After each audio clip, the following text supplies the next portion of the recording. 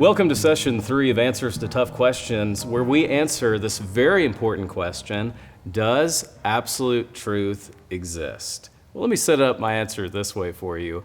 I love living in Houston, Texas, and our family surprised me on my birthday, and we drove down to NASA, the Johnson Space Center. It's the only place in the world you can see an actual shuttle. You can go inside, you can see where all of the astronauts worked.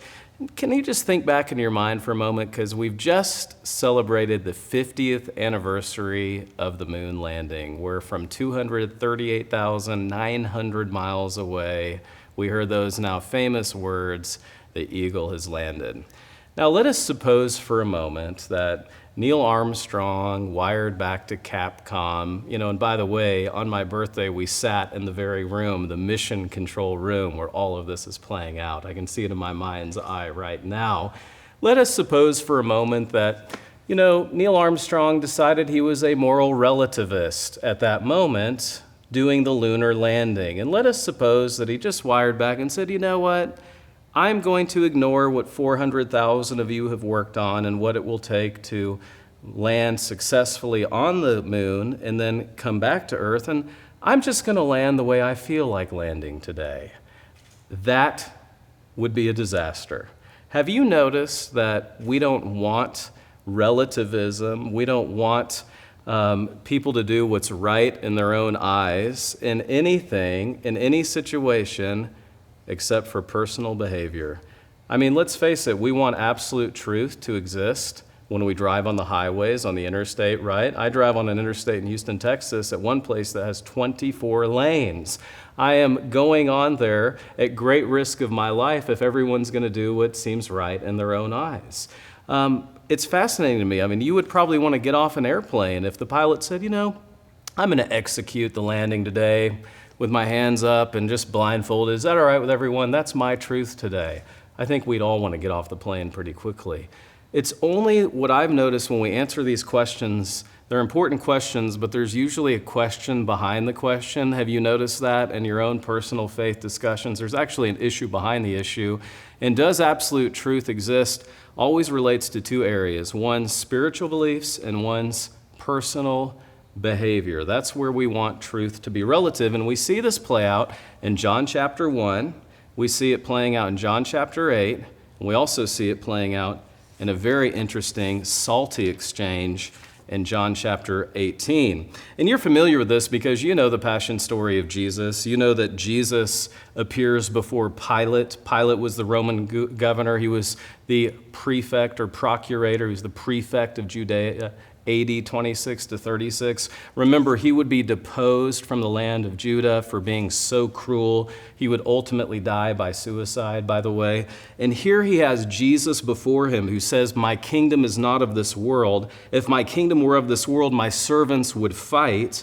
And he said they would fight so that I would not be handed over to the Jews. By the way, it comes to my mind, do you remember when Jesus was captured? He said he could call 12,000 legions of angels. I mean, in one episode in the Old Testament, a legion wipes out over 100,000 people. Can you imagine 70,000 angels Jesus could call at a moment's notice? Pilate says, "You are a king then." "You say that I'm a king," Jesus replied. "Listen closely. I was born for this, and I have come into the world for this." Now listen closely. "To testify to the truth. Everyone who is of the truth listens to my voice." Pilate responds, "What is truth?" Do you know 2,000 years ago, Pilate may have been our first postmodern moral relativist?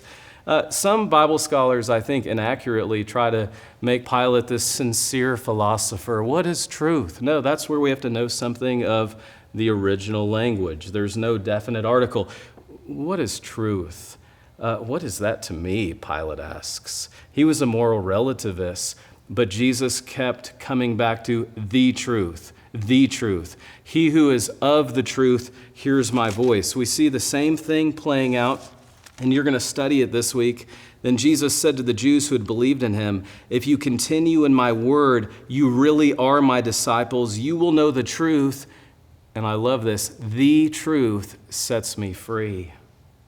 So there's something exclusive about the truth But so many of us, we live in a prison of our own designs. What will truth set us free from? Make no mistake, our sins. Truth, the truth, will set us free from the bondage, the prison of our own sins. You know, we can't blame anyone else, can we, when we get into the bondage of our own bad decisions? And yet the key to leave that bondage behind, and remember, you know, we don't live in the past, we learn from it. My past doesn't define me. My past doesn't define me. But the only key to leave that is what Jesus is saying here. He who is of the truth hears my voice, he said to Pilate. Now, I love the force of this in the Greek. Jesus is the truth, he is the source of truth. And I mean, really, we live in a world that's in truth trouble. I mean, I could go on and share very strange ways in which relativism is really causing all kinds of problems in the workplace and education, with the relationships. And yet, when Jesus says, he who is of the truth hears my voice, do you know what the force of the Greek is?